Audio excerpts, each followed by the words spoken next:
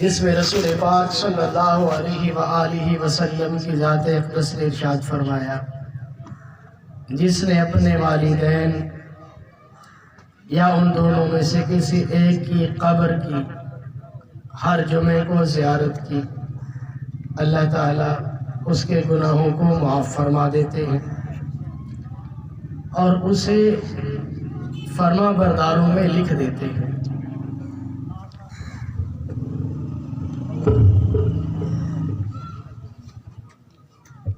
زندگی میں وہ اپنے ماں باپ کا فرما بردار نہیں تھا،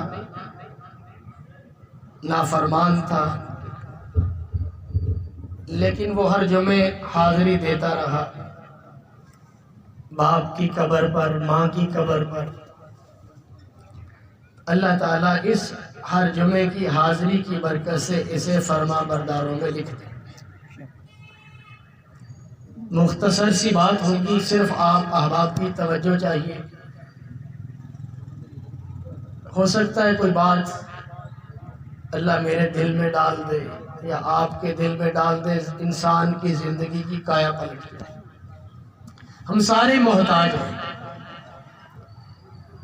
جو میرے اللہ نے مجھے اور آپ کو دے رکھا ہے وہ ہم شمار میں نہیں لا سکتے۔ انسان قدرت کا شاہکار ہے، اسے دیکھیں تو اللہ خود بخود یاد آتا ہے۔ جو ریسرچ کرنے والوں نے لکھا ہے انسان کے اندر کیا کیا اللہ نے کمالات رکھے ہیں۔ یہ زبان ہے، بولتی ہے، اس میں گوشت کا ایک ٹکڑا ہے، اس میں بولنے کی قوت رکھی ہے۔ ایسے اس زبان کے اندر چکھنے کی حص رکھی ہے۔ 30,000 سیپٹر چکھنے والے خلیے اس زبان میں رکھے ہیں۔ یہ آنکھیں اللہ نے دی ہیں، اس سے دیکھتے ہیں۔ ایک آنکھ میں 13 کروڑ کیمرے لگ گئے۔ یہ کان ہیں، ان سے سنتے ہیں۔ ان کانوں میں سماعت کے 1,00,000 ایک کان میں آلے ہیں۔ یہ دل 1 منٹ میں 5 لیٹر خون پمپ کرتا ہے۔ ہر وقت یہ مشینری خدمت میں لگی ہوئی ہے۔ گردے ہیں، وہ کیسے صاف کر کے پانی کو، اس میں لاکھوں کی تعداد میں چھلنیاں لگائی ہیں، جیسے دور جدید میں آج کل کہتے ہیں فلٹریشن پلانٹ۔ اللہ نے میرے گردوں میں فلٹریشن پلانٹ لگائے، اور یہ وہ پلانٹ ہیں جو چربی اور ہر چیز کو بڑا مینج کر کے چلاتے ہیں، اور یہاں سے سپلائی جاتی ہے۔ جگر ہے، اس کے اندر بھی اللہ نے بڑے کمالات رکھے ہیں۔ تو یہ انسان اللہ کی قدرت کا شاہکار ہے۔ ایک ایک نعمت ایسی ہے جو کروڑوں میں نہیں ملتی۔ پچھلے سالوں میں جس کا جگر کا ٹرانسپلانٹ ہوتا تھا یا چائنا جاتے تھے یا انڈیا جاتے تھے، اب پاکستان میں بھی ہو رہا ہے۔ تو آج سے کوئی تقریباً 20-22 سال پہلے 1 کروڑ اس کا خرچہ تھا۔ اللہ نے فری میں مشینری دے رکھی ہے، جو مشینری میری اور آپ کی آٹومیٹکلی چل رہی ہے۔ جب فالٹ پڑتا ہے تو بندہ پریشان ہوتا ہے۔ اچھا جی، اللہ نے مجھے اور آپ کو ہر ایک کو نعمتیں دی ہیں۔ یہ بندہ نعمتیں دیکھتا ہے، شکر نہیں ادا کرتا۔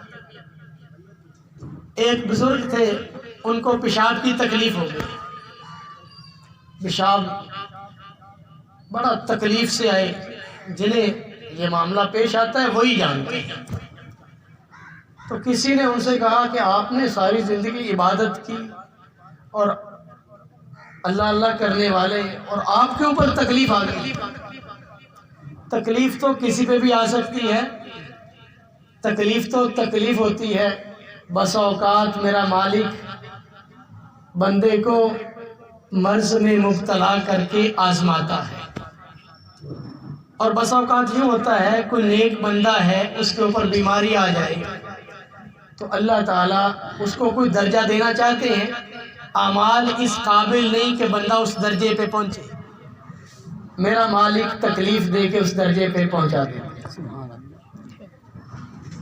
تو ہمارے ہاں ایک کرائٹیریا ہے، خود کوئی تکلیف آ گئی تو کہتے بڑی آزمائش ہے، بڑی تکلیف ہے، کسی اور پہ آ گئی تو کہتے اے اللہ دی پکڑ آئی، اللہ نے نہ پکڑا۔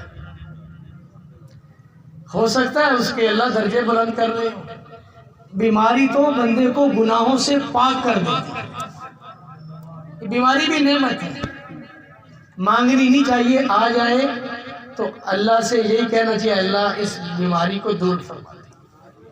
رسول پاک صلی اللہ علیہ وسلم کی ذات اقدس نے عیادت کے جو آداب ذکر فرمائے ہیں، کوئی بندہ بیمار ہو گیا اس کو پوچھنے جانا، اس کو عربی میں عیادت کہتے ہیں، اور یہ مسلمان کا مسلمان پر حق ہے۔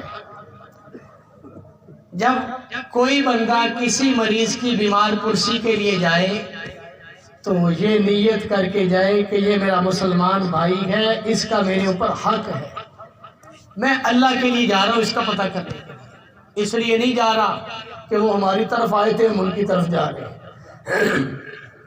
یا انہوں نے تو ساڑھی والی پوچھا ہی کوئی نہیں تو اسی کیوں جائیے۔ یہ ساری جہالت پر مبنی گفتگو ہے۔ حدیث میں آتا ہے حق المسلم علی المسلم خمس، مسلمان کے مسلمان پر 5 حق ہیں۔ رد السلام، سلام کرے تو اس کا جواب دے، عیادت المریض، بیمار ہو جائے تو اس کی بیمار پرسی کرے، تشمیت العاطس، چھینک آئے تو اس کا جواب دے، اجابت الدعوہ، دعوت کرے تو قبول کرے، واتباع الجنائز، مر جائے تو اس کا جنازہ پڑھے، اس کے پیچھے چلے۔ یہ 5 مسلمان کے مسلمان پر حق ہے۔ اب بندہ بیمار ہو گیا، بیمار پرسی کرنے والا جا رہا ہے تو بیمار پرسی کیسے کرنی ہے یہ بھی سکھلایا ہے۔ بدقسمتی سے ہم نے دین کو سیکھا نہیں اور باقی ساری چیزیں سیکھی ہیں، بڑے بڑے ماہر ہیں، کہتے ہیں میں چہرہ پڑھ کے بتا دیتا ہوں یہ بندہ کیسا ہے۔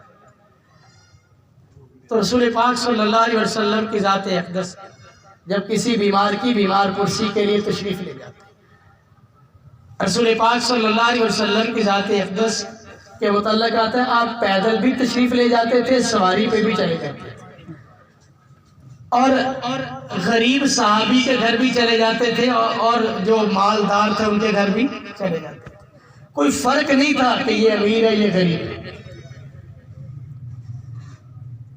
وہاں جا کر سب سے پہلا کام کیا ہے؟ مریض کو تسلی دی جائے، اور اس کے الفاظ ہیں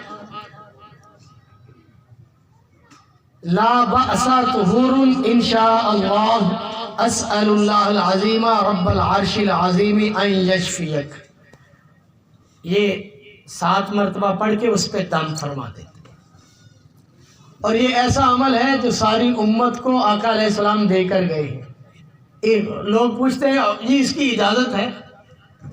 جو رسول پاک صلی اللہ علیہ وسلم کی ذات اقدس سے جتنے اعمال ملے ہیں وہ ساری امت کو اجازت ہے، کسی پیر سے کسی بزرگ سے اللہ والے سے اجازت لینے کی ضرورت نہیں ہے۔ اب اس کا ترجمہ کیا ہے؟ لا بأس طہور، کوئی حرج نہیں ہے یہ بیماری تجھے پاک کر دے، گناہوں سے یہ بیماری پاک کر دے۔ مریض کو تسلی دی جا رہی ہے، اگر جا کر یوں کہا جائے یہ تو بڑی خطرناک مرض ہے، جنہوں لگ جاوے وہ بچتا ہی کوئی، فلانے نو لگی وہ مر گیا فلان، وہ بیچارہ دل چھوڑ جائے گا تو بالکل ہی بیچارہ فوت ہو جائے گا۔ اسے تسلی دی جائے، جتنا بھی سخت سے سخت مرض ہو اسے تسلی دی جائے، کوئی حرج نہیں، انشاءاللہ یہ تجھے گناہوں سے پاک کر دے گا۔ اور دوسری کہ انشاءاللہ تو جلدی ٹھیک ہو جائے گا، انشاءاللہ تو جلدی صحت یاب ہو جائے گا۔ تیسرا اسأل اللہ العظیم رب العرش العظیم، اور میں اللہ سے سوال کروں گا، دعا کروں گا تیرے۔ 3 باتیں مریض کو کہنی ہے، تو بہت جلدی انشاءاللہ ٹھیک ہو جائے گا، یہ بیماری جو ہے تجھے گناہوں سے پاک کر دے۔ دوسرا میں اللہ سے دعا کروں گا تیرا یہ مرض بھی جاتا رہے۔ یہ رسول پاک صلی اللہ علیہ وسلم کی ذات اقدس کا طریقہ تھا. آپ مریض کی عیادت کے لیے جاتے تو یہ ارشاد تھا. عبداللہ ابن مبارک رحمۃ اللہ علیہ مریض کی عیادت کے لیے جاتے تو بہت سارے پیسے لے جاتے اور مریض کی عیادت کرتے, اسے پیسے دے آتے.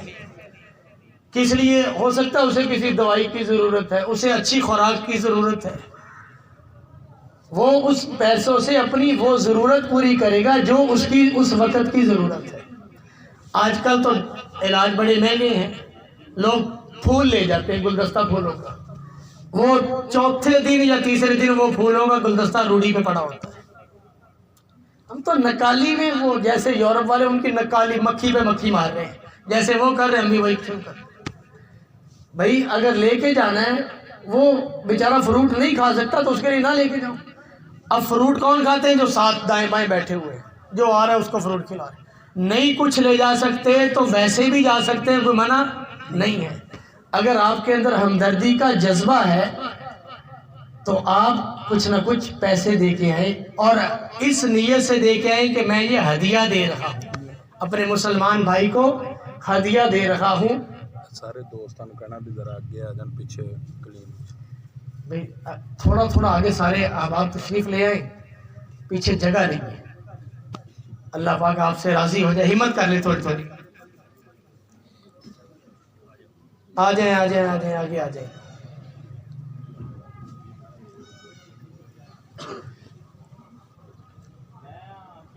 اچھا, بات چل رہی تھی رسول پاک صلی اللہ علیہ وسلم کی ذات اقدس.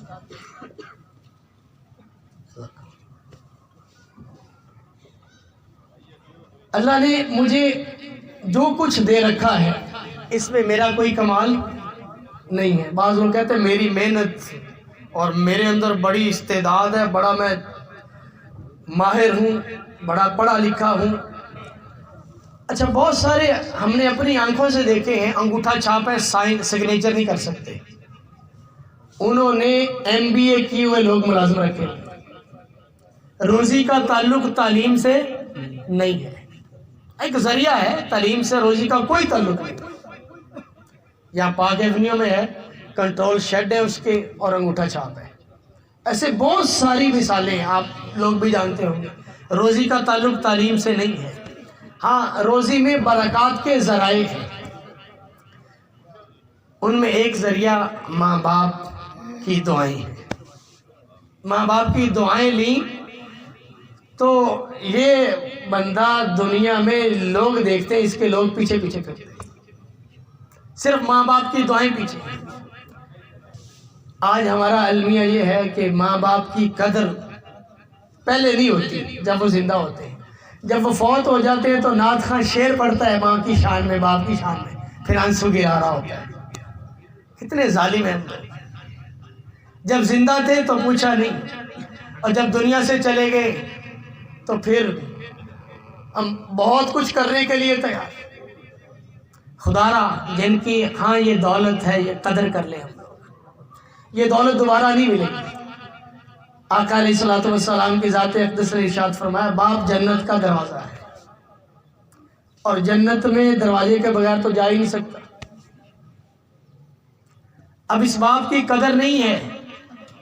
بچے میرے پاس پڑھتے ہیں تو میں نے ایک بچے سے پوچھا, آپ کو کوئی آدمی کوئی چیز دیتا ہے, کوئی نیکی آپ سے کر دیتا ہے, تو آپ لوگ کہہ دیتے ہیں جی شکریہ کہہ دیتے ہیں, یا کوئی انگلش میں تھینک یو کہہ دیتا ہے.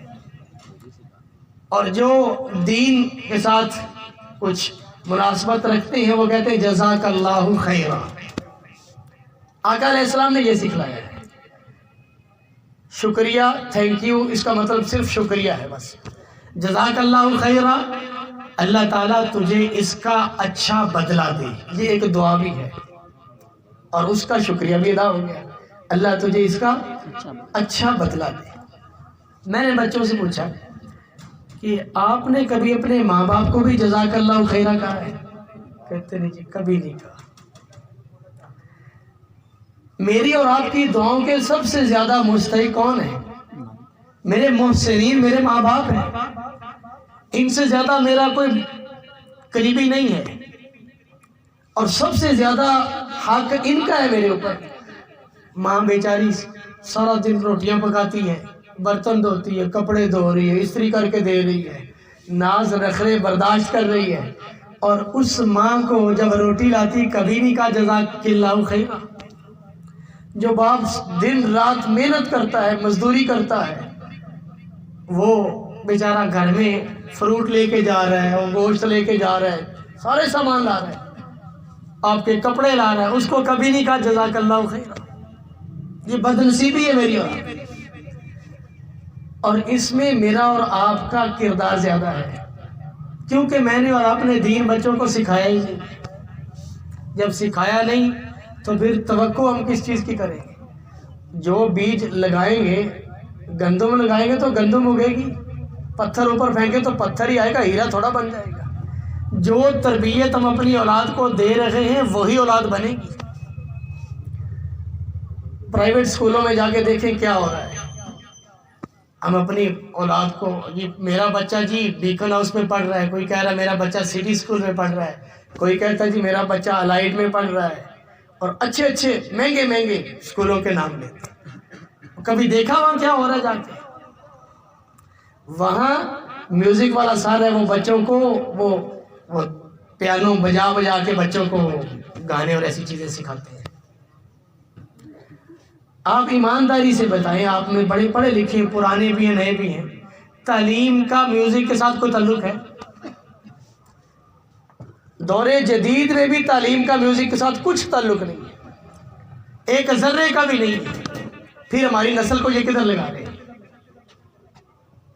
اور لوگ بڑی باپردہ بچیاں آتی ہیں، اور وہ بچیاں ان کے جب فنکشن ہوتے ہیں تو بچیوں کی وہ ویڈیوز بنا کے پتہ نہیں کہاں کہاں جاتی ہیں، اور ہم لوگ مطمئن ہیں بچی میری ماشاءاللہ بڑا پڑھ رہی ہے جی، بچی میری فلاں کورس کر رہی ہے۔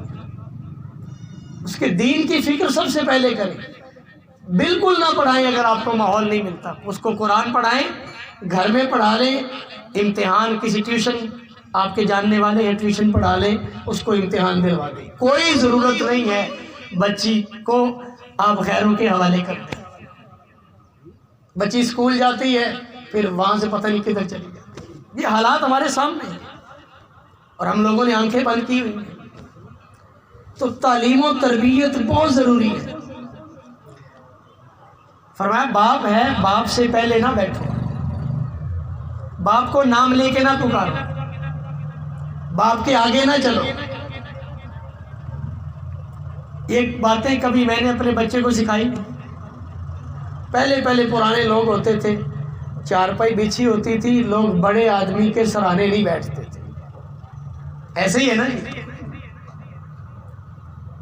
آج کل تو سرانا ہے ہی نہیں، نہ منجے رہے نہ سرانے رہے، ادب و آداب تقریباً ختم ہوتے جا رہے ہیں۔ اب بچے وہ ڈراموں کی جگتیں سن سن کے بڑوں کو جگتے مارتے ہیں، اور یہ سارا قصور میرا اور آپ کا ہے۔ خدا را اپنے بچوں کے دین کی فکر کریں۔ بچے کو جب پتا ہوگا یہ میرا باپ ہے، اس کی دعا عرش کو ہلا دیتی ہے۔ بچہ کبھی کسی پیر کے، کسی اللہ والے کے پاس نہیں جائے گا دعا کری، اسے پتا ہے پیر تو گھر میں بیٹھا ہے، یہ میرے لیے دعا کرے گا تو میرے سارے کام بن جائیں گے۔ کسی حدیث میں کہیں نہیں ہے کہ آپ جی کسی پیر صاحب سے دعا کراؤ یا کسی اللہ، کروائی جا سکتی ہے، اس کے ہم منکر نہیں ہیں، پیروں سے اللہ والوں کی دعائیں لینی چاہیے۔ جو حدیث میں آتا ہے باپ کی دعا، ماں کی دعا، اس کے لیے ہم تیار نہیں ہیں، ان کی قدر نہیں ہے، احترام نہیں ہے، اور جب دنیا سے چلے جاتے ہیں پھر شعر سن کے روتے ہیں، کیا عجیب ڈرامہ ہے۔ پہلے قدر ہی نہیں کی۔ اپنی آنکھوں سے دیکھا، 2 بیٹے تھے اور کوئی بیٹا والدہ کو رکھنے کے لیے تیار نہیں تھا، کبھی کسی کے گھر روٹی کھاتی، کبھی کسی کے گھر۔ وہ بیچاری ایسے دنیا سے گئی، جب فوت ہو گئی تو اس کے لیے انہوں نے بہت ساری دیگیں پکائیں اور دیگیں پکا کے لوگوں کو دکھا دی، اور سارے لوگ دیکھنے والے کہہ رہے تھے مائی نو زندہ تو روٹی نہیں کسی نے دیتی تو انہوں نے دیگا پکائی۔ ہم لوگ کچھ تھوڑی سی ہوش کر لیں بس۔ یہ چیزیں، یہ بھائی پیسوں کی کوئی ضرورت نہیں ہے، اللہ کا دیا ہو بڑا کچھ ہے۔ انسان کا پیٹ قبر کی مٹی بھرے گی، ضرورتیں ہیں وہ اللہ سب کی پوری کر رہے ہیں۔ ہمارے ایک استاد ہیں، وہ فرمانے لگے کہ میں پڑھتا تھا تو میں نے والد صاحب کو خط لکھا. اس زمانے میں بھائی اس کی بھی کوئی ضرورت نہیں, بات پہنچ جائے گی. کوئی عورتوں کی طرف سے نہیں جا رہی بات؟ نہیں, ہاں بس ٹھیک ہے. انہوں نے خط ہوتا تھا وہ بالکل لفافے کے بغیر ہوتا تھا. والد صاحب کہتے میں نے لکھا ابا جی میرا 2 روپے میں گزارا نہیں ہوتا مہینے میں, تو آپ تھوڑا خرچہ میرا بڑھا دیں. یہ بات پلے باندھنے والی بات ہے. فرمان لگے میں نے خط لکھا ابا جی آپ میرا خرچہ بڑھا دیں, 2 روپے میں گزارا نہیں ہوتا. کہتے ابا جی نے اسی خط کے پچھلی جانب لکھ کے بھیجا بیٹا ضرورتیں فقیروں کی بھی پوری ہو جاتی ہیں, خواہشیں بادشاہوں کی بھی پوری نہیں ہوتی. بیٹا ضرورت کی زندگی اختیار کر. تو قسم اٹھا کے بھی کہا جائے تو آدمی حانس نہیں ہوگا. ضرورت جو ہے وہ اللہ ہر ایک کی پوری کر دیتے ہیں. خواہشیں بادشاہوں کی بھی پوری نہیں ہوتی. بادشاہ کہے کہ میں ہمیشہ زندہ رہوں تو نہیں رہ سکتا, وہ کہے ہمیشہ جوان رہوں تو نہیں رہ سکتا, وہ کہے کبھی بیماری نہ آئی تو یہ ہو ہی نہیں سکتا. یہ نظام قدرت ہے. اس لیے خواہشات میں نہ پڑیں ہم لوگ ضرورت کی زندگی اختیار کریں. جتنی سادہ زندگی ہوگی اتنا مزہ آئے گا. بس ایک بات اور ذکر کر کے ختم کرتا ہوں. انضمام الحق کرکٹر ہے پاکستان کا پرانا, اس کو تقریباً سارے ہی جانتے ہیں. 92 کا جو ورلڈ کپ کرکٹ کا ہوا اس میں اس کا بڑا کردار تھا پاکستان کی جیت میں. کہتا میں کھیل کے آیا, جب گھر پہنچا تو میں نے ابا جی سے کہا ابا جی آپ نے میرے میچ دیکھے پھر میں کیسا کھیلا؟ تو کہتے میرے والد صاحب کہنے لگے بیٹا تو کھیل رہا ہوتا تھا میں مسلح پہ ہوتا تھا, میں نے تجھے کھیلتے دیکھا ہی نہیں.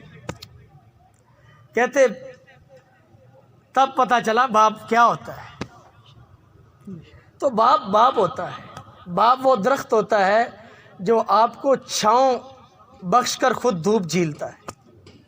کہ کتنے لوگوں کے والدین باہر کے ملکوں میں ہیں, سال ہا سال وہ بیچارے اپنی جوانی جھونک دیتے ہیں, بڑھاپا آ جاتا ہے کہ میری اولاد کا مستقبل اچھا ہو جائے. اور مستقبل کے تعین کا پتہ نہیں مستقبل ہے کیا. مستقبل یہ سمجھا ہے کہ ان کو اچھا کھانے کو مل جائے, اچھا لباس مل جائے, اچھی رہائش مل جائے, اچھی تعلیم مل جائے, اس کو مستقبل سمجھا. کاش کہ میری اور آپ کی سوچ یہ بن جائے میرے مرنے کے بعد میرا کیا بنے گا اور میری اولاد کے مرنے کے بعد میری اولاد کا کیا بنے گا. یہ مستقبل ہے. ایک آدمی باہر ملکوں میں بڑی دیر رہا, وہاں بیمار ہو گیا. تو بیمار ہوا تو اس نے خط لکھا کہ میں اب واپس آنا چاہتا ہوں, بہت زیادہ بیماری ہے. تو انہوں نے گھر والوں نے پیچھے جو خط لکھا وہ خط پڑھ کے وہ رونے لگ گیا. لوگوں نے پوچھا بھی تو کیوں رو رہا ہے, جو دوسرے باہر ملکوں میں گئے ہوئے تھے پاکستانی. اس نے کہا خط تم بھی پڑھ لو. اس نے خط جب دیا, خط پڑھا تو وہ سارے رونے لگے جو پاکستانی باہر گئے ہوئے تھے. خط میں لکھا ہوا تھا کہ بیمار ہو تو پاکستان نہ آنا, ہمیں پتہ چلا ہے جس کمپنی میں تو ہے ابا جی آپ ہیں, اگر بندہ وہاں مر جائے تو کمپنی والے پیسے بہت دیتے. ساری زندگی کما کے بندہ رہ گیا, اور اولاد کہہ رہی ہے کہ بیماری کی حالت میں گھر میں نہ آنا, وہیں رہنا, کہ اگر وہاں مر جائے گا تو پیسے زیادہ ملے گا.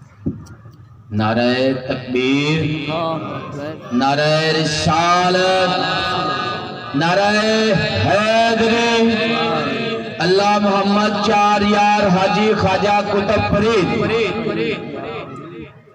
تو خدا را اللہ نے ہمیں بڑی نعمتیں دے رکھی ہیں, اور بندہ نعمتوں کو دیکھے اور منعم حقیقی کو نہ دیکھے, نعمتیں دینے والے کو نہ دیکھے, تو یہ بڑی بددیانتی ہے کہ جو اللہ مجھے نعمتیں دے رہا ہے اس کا شکریہ ہی نہیں ادا کیا. تو وہ بزرگ کی بات چل رہی تھی, کہاں سے عیادت سے بات کدھر نکل گئی. بزرگوں کو تکلیف ہو گئی پیشاب کی, پیشاب نہیں آ رہا, رکاوٹ ہے, درد ہو رہی ہے. لوگوں نے کہا حضرت جی آپ اتنے عبادت گزار, اتنے نیک, اور آپ بیمار ہو گئے. وہ فرمانے لگے سچی بات ہے, ساری زندگی میرا پیشاب صحیح چلتا رہا, کبھی ٹوٹے منہ سے بھی میں نے پیشاب صحیح آنے پر کبھی اللہ کا شکریہ ادا نہیں کیا۔ آج یہ تکلیف آئی ہے، آج اس نعمت کی قدر معلوم ہوئی ہے کہ اس نعمت کی کیا قدر ہے۔ رسول پاک صلی اللہ علیہ وسلم کی ذات اقدس بیت الخلاء سے باہر نکلو، فرمایا پڑھو الحمدللہ الذی، تمام تعریفیں اس اللہ کے لیے، اذھب عنی الاذی، جس نے مجھ سے تکلیف کو دور کر دیا۔ یہ پیشاب کا صحیح آ جانا بڑی نعمت ہے، اگر نہ آئے تو پیٹ پھٹ جائے گا۔ رسول پاک صلی اللہ علیہ وسلم کی ذات اقدس نے 1444 سال گزر گئے ہجرت کو، اتنے سال پہلے فرمایا کہ تمام تعریفیں اس اللہ کے لیے جس نے تکلیف دہ چیز کو مجھ سے دور کر دیا، وعافانی، اور مجھے عافیت دے دی، تندرستی دے دی۔ اب یہ میرا پیشاب ٹھیک چل رہا ہے۔ ہارون الرشید بیٹھا ہوا تھا، ایک اور بات یاد آ گئی، بادشاہ ہے، محمد ابن سماک ایک محدث بیٹھے ہیں،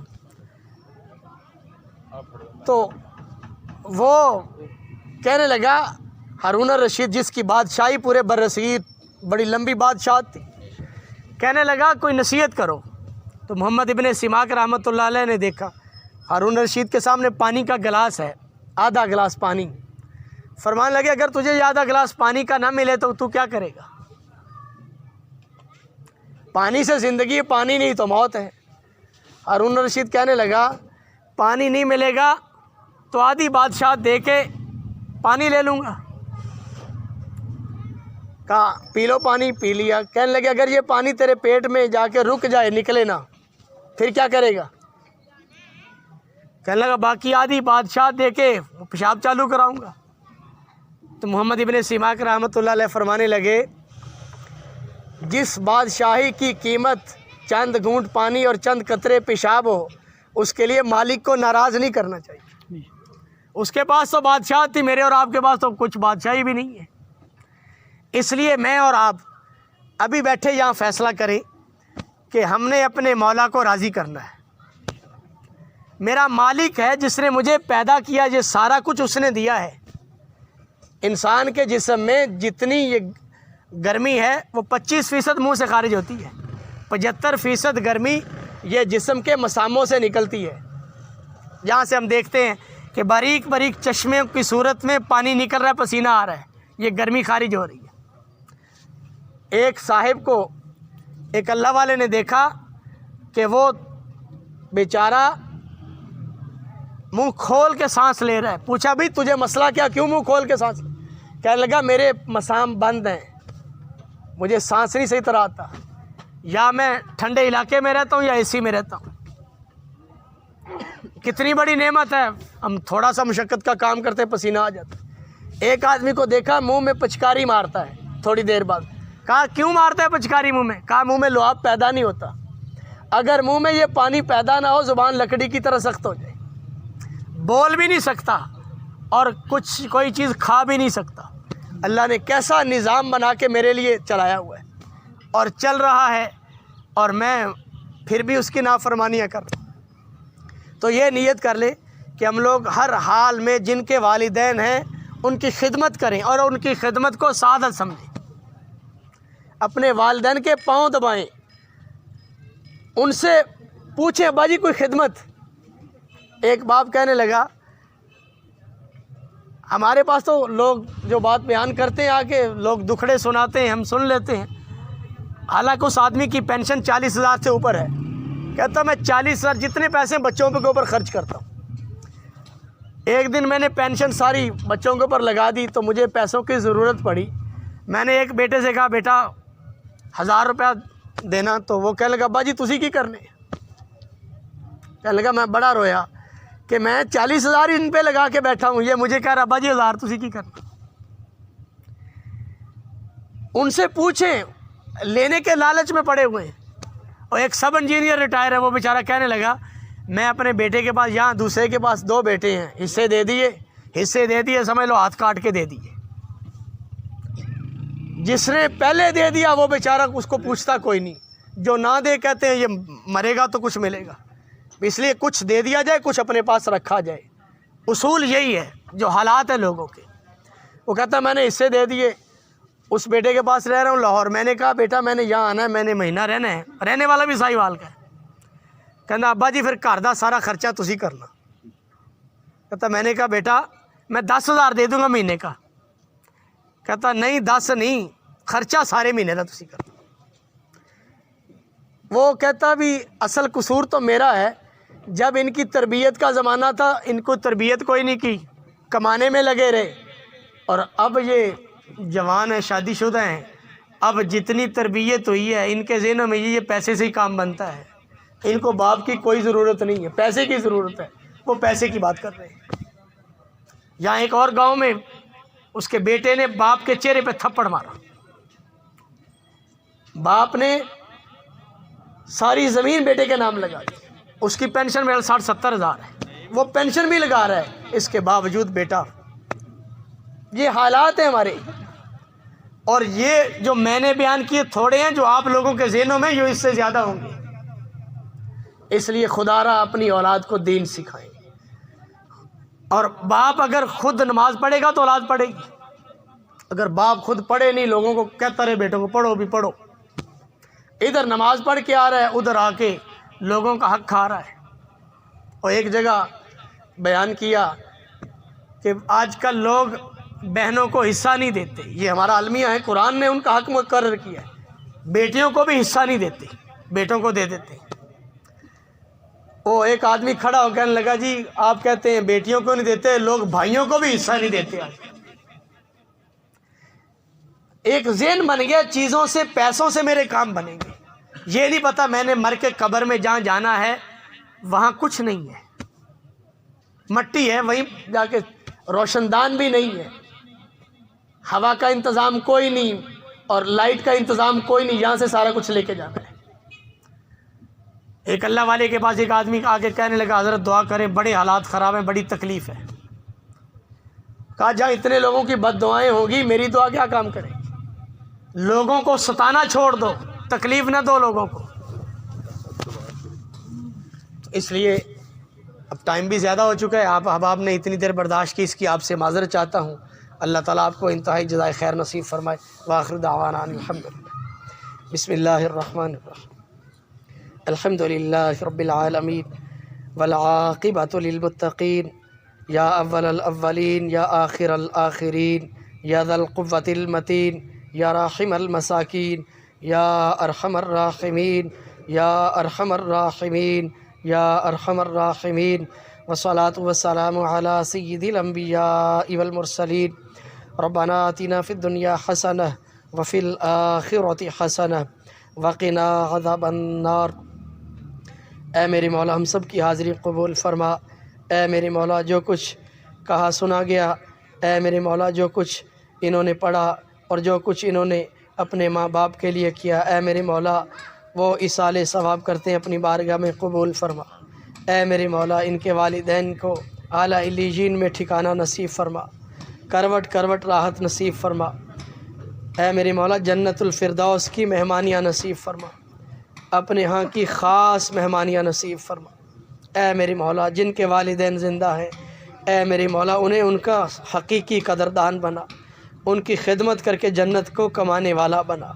اے میرے مولا تو ہم سب کا والی بن جا، اور اے میرے مولا جن کے والدین دنیا سے چلے گئے، اے میرے مولا انہیں اپنے والدین کے لیے صدقہ جاریہ بنا، انہیں نیک اعمال کرنے والا بنا۔ اے میرے مولا فلسطین میں مسلمانوں کا بڑا برا حال ہے، اے میرے مولا تو خالق ہے، تو سارا کچھ جاننے والا ہے۔ اے میرے مولا تو نے دعا کا حکم دیا، ہم مانگ رہے ہیں، اے میرے مولا ان کی دستگیری فرما۔ اے میرے مولا کافروں کو ناز ہے اپنے اسلحہ پہ، اپنی قوت پہ ناز ہے، اے میرے مولا ہمیں تجھ پہ ناز ہے۔ اے میرے مولا ان کا اسلحہ انہی پہ برسا دے۔ اے میرے مولا زمین کو پھاڑ، اور اے میرے مولا انہیں نگل جائے زمین، اوپر سے زمین برابر کر دے۔ اے میرے مولا بڑے بڑے بحری بیڑے لے کے پھر رہے ہیں میرے مولا، یہ تیری موجوں کے آگے کچھ نہیں، ایک موج آئے ان کا بیڑا پتہ نہ چلے کہاں چلا گیا۔ اے میرے مولا انہیں ہلاک فرما۔ اے میرے مولا جتنے مسلمان حکمران ہیں، اے میرے مولا انہیں غیرت نصیب فرما۔ اے میرے مولا یہ کتنے کتنے ایٹم اور کتنے کتنے جہاز اور کیا کچھ بنا رکھا ہے، اے میرے مولا ان سے کچھ نہیں ہوگا، تیرے چاہنے سے ہوگا۔ اے میرے مولا انہیں غیرت نصیب فرما دے، یہ بنا کے جو رکھا ہے یہ کس کام کا ہے، اگر مسلمانوں کے لیے کہ کام نہ آئے، اے میرے مولا تو خود ہی والی بن جائے۔ اے میرے مولا تو اپنا آپ ذرا دکھا تو صحیح، اے میرے مولا ان کافروں کو ایک جھٹکا تو دے دے، اے میرے مولا اپنا آپ دکھا دے۔ اے میرے مولا تو نے ابابیلوں کو کنکر دیے اور ان کنکروں کو تو نے ایٹم بم بنا دیا، اے میرے مولا کچھ قدرت کا مظاہرہ وہاں بھی فرما دے، اے میرے مولا اپنی قدرت کا اظہار فرما دے۔ اے میرے مولا ساری مسلمان پریشان ہیں اور جیسے حالات ہیں بچے مر رہے ہیں، اور اے میرے مولا جو بچوں کے ساتھ ہو رہا ہے اور جو جیلوں میں پڑے، اے میرے مولا بیان کرنے کے قابل نہیں ہے میرے مولا جو حالات ہیں، اے میرے مولا دستگیری فرما دے اور حاضرین مجلس کی ساری ضرورتوں کو اپنے خزانوں سے پورا فرما۔ اے میرے مولا بیماروں کو صحت کاملہ عاجلہ مستمرہ نصیب فرما۔ اے میرے مولا جتنے پریشان والے پریشانیوں کو دور فرما۔ اے میرے مولا جتنے بیمار ہیں روحانی جسمانی صحت نصیب فرما، اور جتنی اے میرے مولا نیک تمنائیں انہیں پورا فرما، اور ہم سب کی اولادوں کو نیک بنا، صالح بنا۔ اے میرے مولا ہمارے لیے آنکھوں کی ٹھنڈک بنا، اور اے میرے مولا ہمارے اور ہماری اولادوں کے لیے قرآن کو اے میرے مولا بہار بنا دے، آنکھوں کی ٹھنڈک بنا دے۔ اے میرے مولا اپنے فضل سے ہماری دعاؤں کو قبول فرما۔ صلی اللہ تعالی علی النبی الکریم وآلہ واصحابہ اجمعین۔